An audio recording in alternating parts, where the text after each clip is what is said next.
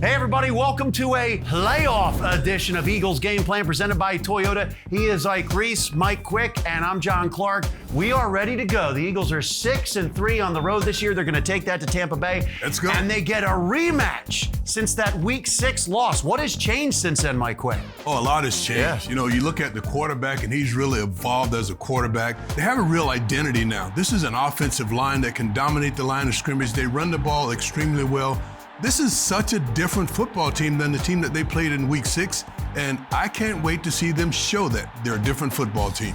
Yeah, and on the defensive side of things, I think the biggest thing that's changed for us is that we have a more comfort level in the defense, right? You're talking about early in the season. I think this is Game 6 when they played Tampa, Game 6 or 7. Yep. It was on a short week. That's difficult to prepare for a team like Tom Brady and the multiple weapons that he had at his disposal in that game. That's another thing that's changed when you look at it from a defensive perspective. They don't have Antonio Brown this time around. There's no Chris Godwin. That's a 1,000-yard receiver there that Tom Brady doesn't have. So I think in this game, it's going to allow for our defense to be a little more aggressive and be a little more selective when we're aggressive at times in this game. That first game, you had to pick and choose and really be careful when you wanted to be aggressive. I think this game, we can get after Tom. Yeah, Tampa Bay didn't have Gronk in that first game either, but how about Tom Brady? 44 years old, going into his 46th playoff game. Nobody's getting the ball out quicker than Tom Brady in the NFL right now. Here's enemy intel with Greg Cosell.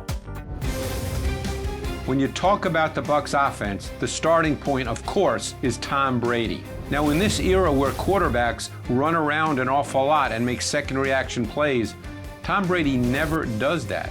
He doesn't need to do that because Tom Brady, at this point in his career, he is the best before the snap quarterback in the game. He wins downs before the ball is snapped, so he knows where to go with the football. So when he hits that back foot, the ball comes out. And keep another thing in mind with Tom Brady. His arm is a lot stronger and he throws with a lot more velocity than people might think. So he can drive the football at the intermediate levels and he can throw the deep ball, which, by the way, is a pretty significant part of the Bucs passing game. It was not the case in New England, but it is the case in Tampa. And he's working behind one of the best pass protecting O-lines in the league. So Brady, more often than not, is secure in the pocket. Now, there's a couple of things I really want to find focus on here. And one is formations that the Bucs like to use, and I think you will see in this matchup against the Eagles defense. One is what we call a 1-by-3 set when they have 3 wide receivers on the field. They like this in all parts of the field, but particularly in the red zone. And that's where they line up Rob Gronkowski, the tight end, as the single receiver to the boundary, to the short side of the field. To the wide side, they have 3 wide receivers. So Gronkowski is the single receiver, the boundary X on the backside of trips. And you see that here against the Falcons. What do the Falcons do? They match up a safety on Gronk. And that's not a real good matchup.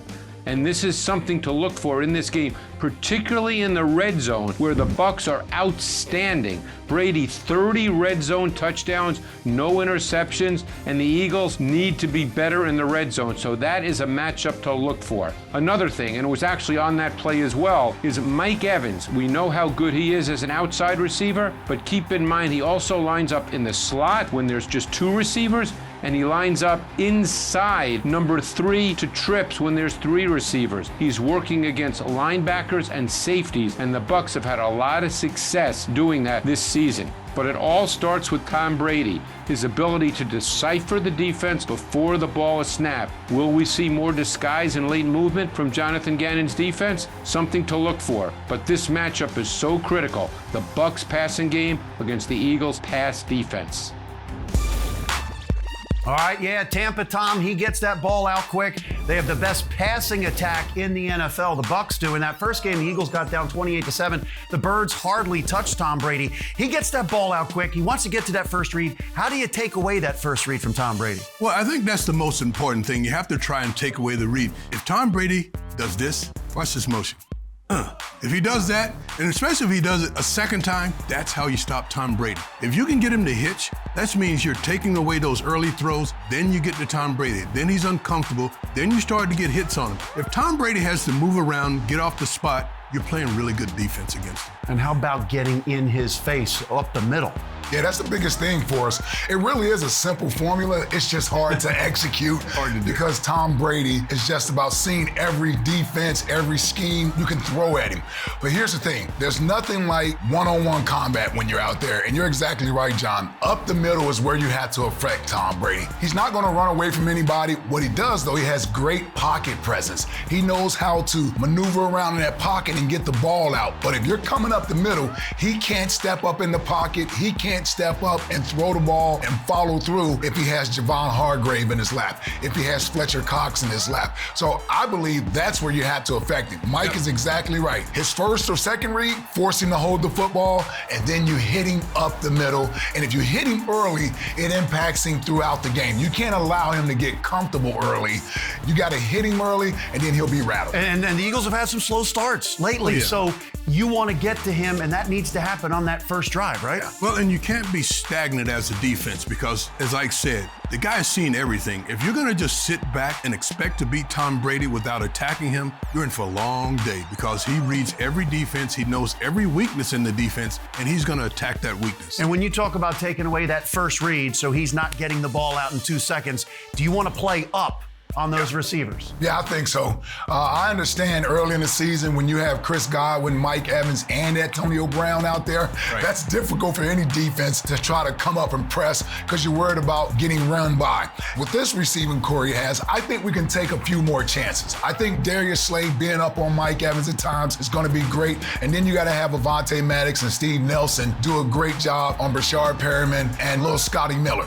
Now, I call him Little Scotty Miller, but he's pretty fast. So you got to respect the fact that he can run, and Tom Brady does trust him. But if I'm the defense, I'm at the line of scrimmage, challenging these wide receivers, forcing Tom Brady to hold that football just another second and a half longer to give that front time to get to him. How about this idea? I heard this. Bring Brandon Graham out for the coin toss and have Brandon Graham remind Tom Brady of that Super Bowl sack that he got. And you know Brandon will be talking. You know it. I like that idea.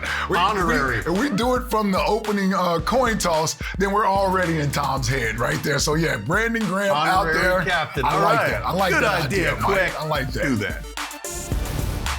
Eagles Game Plan is brought to you by your local Tri-State Toyota dealers, proud automotive partner of the Philadelphia Eagles. NovaCare Rehabilitation, the power of physical therapy. And by Pepsi, your official soft drink of your Philadelphia Eagles.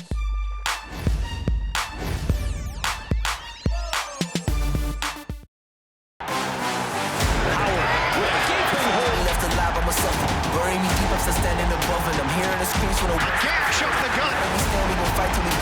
Hurts cuts. Hurts has the touchdown. And the give is to Sanders. Giant hole. The Philadelphia run game is really starting to come to life.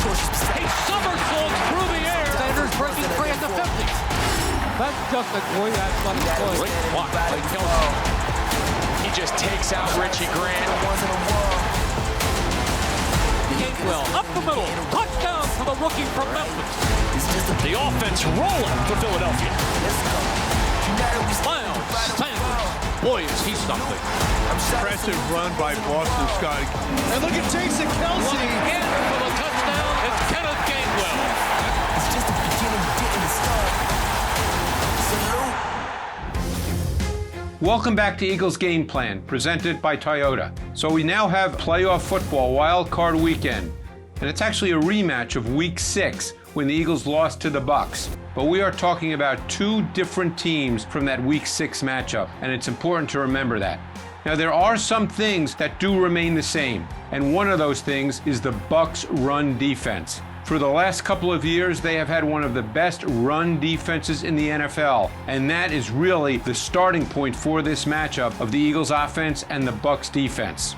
And the Bucs are both fast and big along their defensive front, and very often against base personnel, and we'll see what the Eagles decide to do, but we know they like to play with multiple tight ends at times. You will see the Bucs line up in a 5-2 front as their base front. Oftentimes they'll cover the center, they'll cover the two guards, and they use their power. Vita Vea, Ndamukong Suh, These are powerful men that can control the line of scrimmage and the point of attack in the run game. And one thing we know about the Eagles, they do like to run inside with inside zone. And Vita Vea is a very tough man to block. We saw that last week against the Carolina Panthers on the very first play of the game. He just controls the inside of the defense, and the offense can't generate anything inside. And that's going to be really important in this game. Can the Eagles get Vea, Sue, the big people blocked inside in order to work their inside zone run game? But the other part of the Bucs defense that's really important is their speed, particularly at the linebacker position, where you have Devin White, number 45. White can play sideline to sideline. He's one of the fastest linebackers in the league, and that also helps in their run game, as we see here. He can get outside quickly, and he can close off the perimeter. And we know the Eagles also like to get to the perimeter with the outside zone run game. So this is a real challenge for an Eagles offense that starts with the run game, that needs to be able to run the ball with both volume and production for their offense to work. So this is really the biggest challenge now of the season, as it should be. We're in the NFC playoffs. So that's the matchup we're really looking at. We're looking at the Eagles' run game and the Bucs' run defense. All right, but that Bucs run defense, they're giving up the 5th most yards per carry since they faced the Eagles, 4.68. I saw the Jets run for $150, the Bills 173 yards, Saints and Bears over 140 yards. So you can run on them. What do you have to do with the running game? Well, you got to mix it up on them, right? I mean, you're not going to give them a steady diet of running in between the tackles. Although I trust Jeff Stoutland to come up with running schemes that's going to work to our advantage no matter who we're facing. Got a wide variety. Yeah, no doubt about it. But when you have Vita Vea and Ndamukong Suh in the inside, those are two large objects that are difficult to move at times. So I like our chances of trying to get to the perimeter in this game. Let's see if we can get to the edges. I got an example here versus Washington, who also has 2 pretty good defensive tackles in Payne and Allen in there. And I like the pre-snap motion we use here with Devontae Smith to sort of get these linebackers to adjust just slightly. And what this does is at the snap of the ball, this is going to allow for our offensive linemen to get the angles in this running game to get us to the outside. Great pre-snap motion. You got Miles Sanders here, who's our speed guy, is going to get to the outside, but I love the perimeter blocking here. You got Jordan Mailata getting up to the 2nd level. Look at the receivers down the field blocking. This is what allows for this explosive pace. Jason Kelsey racing Miles Sanders down the field here. If we can get to the perimeter with our speed, whether it's Miles Sanders, whether it's Kenny Gainwell, Boston Scott, I think we have an advantage versus this Tampa team. Let's not run into the teeth of their defense, which is their strength. Let's get out on the perimeter with our athletic big men and start knocking those small defenders on the 2nd level down a little bit. Let me add to that, because he's exactly right.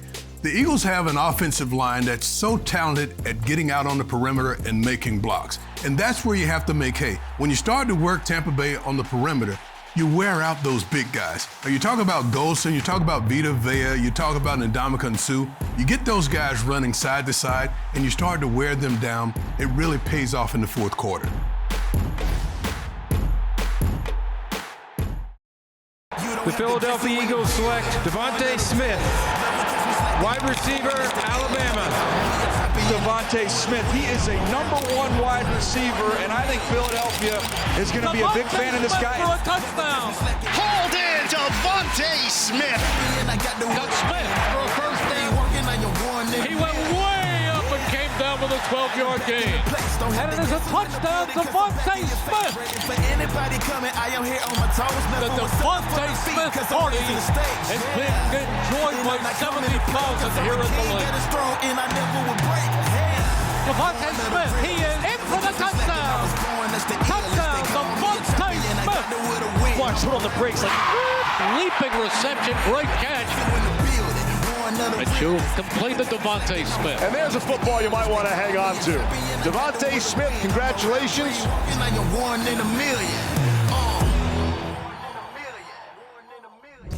All right, a good look at Devontae Smith, who set the all-time Eagles rookie record for receiving yards, breaking Deshaun Jackson's record. If you're going to target one guy in this playoff game, who are you looking at? Well, you just can't rely on getting the ball to Devontae Smith, the rookie.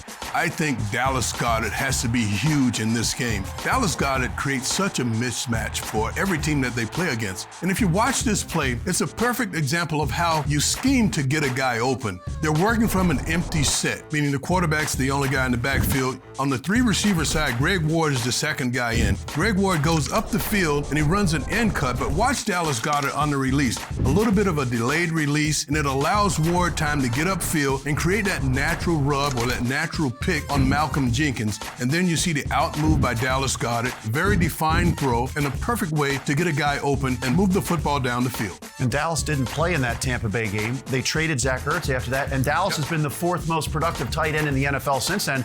And how about Jalen Hurts? He gets a chance at redemption against the Bucs because that was his second worst game of the year. Yeah. Is that great that he was able to see all the things that the Tampa Bay defense can do against him? Yeah, I believe so. And Todd Bowles and his defense is one of the best that you'll face. And Todd likes to send blitzes and extra guys. So he's going to force you to study. He's going to force you to get the ball out quick. You better know where your hot reads are. And I think Jalen, the quarterback that he was then compared to where he is now, it's like night and day. Yeah. You know, I think the offense has evolved. The running game is a bigger part of the offense, which I think aids Jalen's ability to play the quarterback position. And what I mean by that is, it's just not about throwing the football with Jalen Hurts. Of course, he's going to have to do that. Dallas Goedert, Devontae Smith, find those guys in the passing game. But Jalen being a dual threat and knowing that he can beat you with his legs as well as his arm, I think that's going to be the advantage that he's going to have to put on display in this game versus Tampa. It reminds me of a game years ago against the Green Bay Packers. Donovan McNabb is one of his best games that I don't think gets talked about enough because of the 4th and 26 play. But if you look at what he did through the air and on the ground, I think it's one of the best postseason games he ever had. That's the type of game Jalen needs. And what I mean by that, be a threat running the football as well as throwing the football. He's the one weapon the Eagles have that the Bucs really can't account for. Well, and Jalen has evolved and matured so much since that week 6. What's he played 9, 10 games since then? Yeah. And he's playing so much better football. He recognizes defense is so much better now. And the decision making when he's running the RPO game and the different things that they like to do, it's way above where he was back then.